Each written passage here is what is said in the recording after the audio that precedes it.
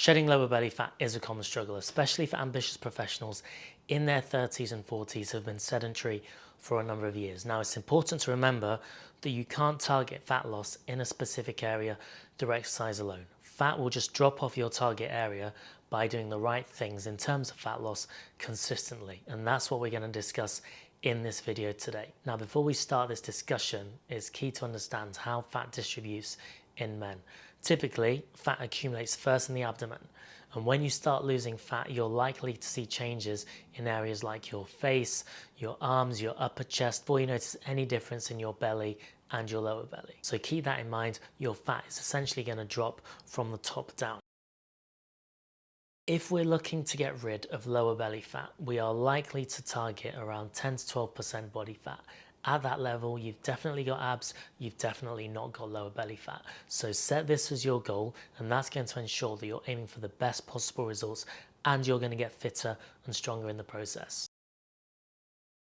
So you should be aiming to lose between 0.5 to 1% of your body weight per week.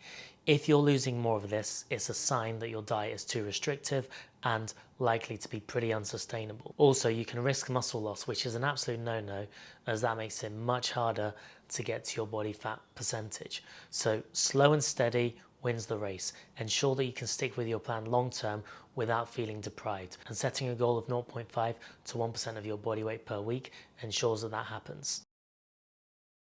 So it's crucial that you weigh yourself daily and keep track of your progress. When it comes to weighing yourself, what we're concerned with is a weekly average, because your weight is going to fluctuate daily due to changes in water, and this can mask your fat loss. And these fluctuations can be between 1 to 2% of your body weight. So weighing yourself daily and understanding that this happens is going to help you to see your daily weigh-in as just one data point out of 7, and will help you to understand that changes in water are not changes in fat. One more thing, this habit is going to help you to stay accountable and make necessary adjustments based on the trends that you observe. Weigh yourself daily, super important. Next, make sure that you are measuring key sites on your body every week, because inch loss equals fat loss. The scale does not show fat loss. So it's really important to take measurements, because sometimes the scale might not move, but your measurements might show that your body is shrinking. And if your body is shrinking, you're losing fat. It's very common for me to see with my clients that a shrinking waistline is usually paired with growing biceps, chest, shoulders, and this typically indicates a positive change in their physique, even though the scale is staying the same. Finally, take weekly progress photos. Photos are your real truth tellers, and they show the real fat loss progress beyond what the scale says. Also, the visual documentation can be incredibly motivating as you start to see those changes over time. And I really like to share those photos with my clients, so when they're feeling down, they can see the progress that they've made. And sometimes they will feel down because you will hit bumps along the way. So once we know what we're tracking and what we're measuring, it's time to get to work. Most importantly, the key to fat loss is to ensure that fat burning is happening quicker than fat storage, and this is called a calorie deficit.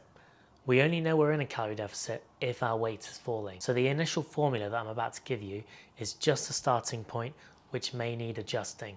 So what I want you to do is start with 10 calories per pound of your weight as a baseline, and then we can adjust as needed. So for instance, if you weigh around 200 pounds, aim for 2,000 calories per day. So after we've got your total calories, it's time to portion these amongst the 3 macronutrients. We've got protein, fats, and carbs. Let me just simplify their roles. Protein, essential for feeling full and maintaining your muscle mass. Fats, important for hormonal health and adding variety to your meals. Carbohydrates, crucial for sustaining high quality training sessions. Now, when it comes to protein, this is the most important macronutrient. It's a very simple formula. You're just going to take your weight in kilograms, multiply that times 2 to give you the amount in grams of protein that you should be eating.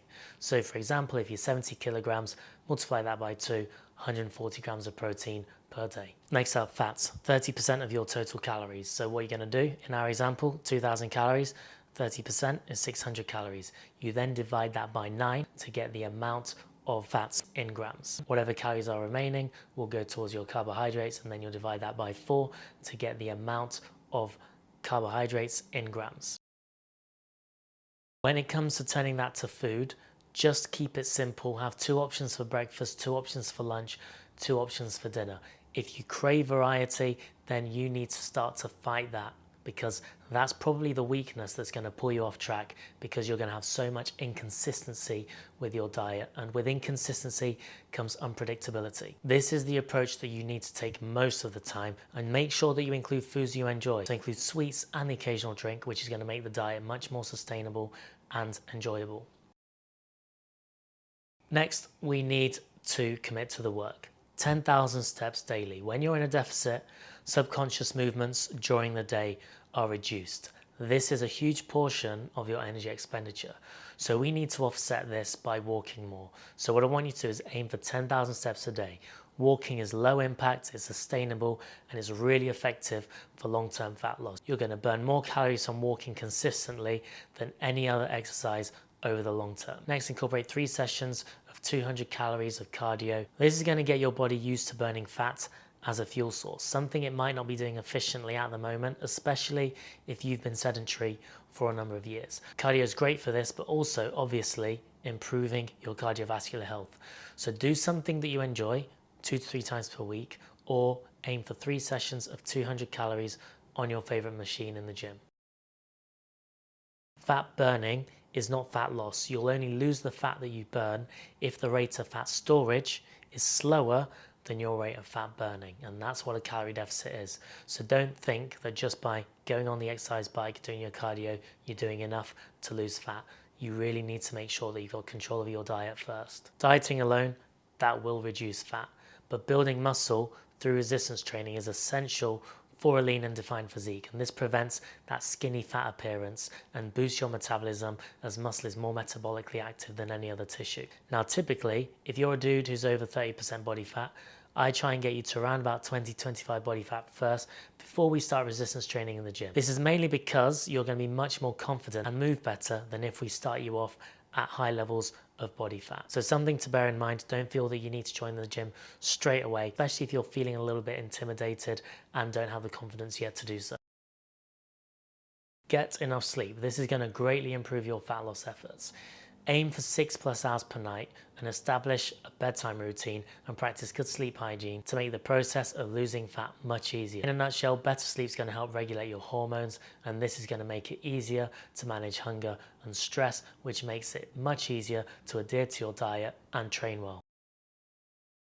So every week it's really important to assess your progress. So you want to look at your weekly average weight, compare that to the week before, your body tape measurements, and also your photos. If you're following the plan perfectly, but you're not seeing any progress, it might be that it's time for a strategic tweak. So adjust your caloric intake or exercise routine as needed. Now here's a guarantee. If you follow these steps consistently, you're going to gradually lose that lower belly fat, and it's not going to be an overnight fix. But if you're dedicated to these habits that I've mentioned, you're going to see lasting results. Now, for a customized plan, consider a strategy session with myself. I'm going to basically map out that whole journey for you and help you figure out how to implement those habits into your specific scenario. If you've got any questions, drop them in the comments. Otherwise, give this video a quick thumbs up if you found it useful. Thanks for watching, and I'll see you in the next video.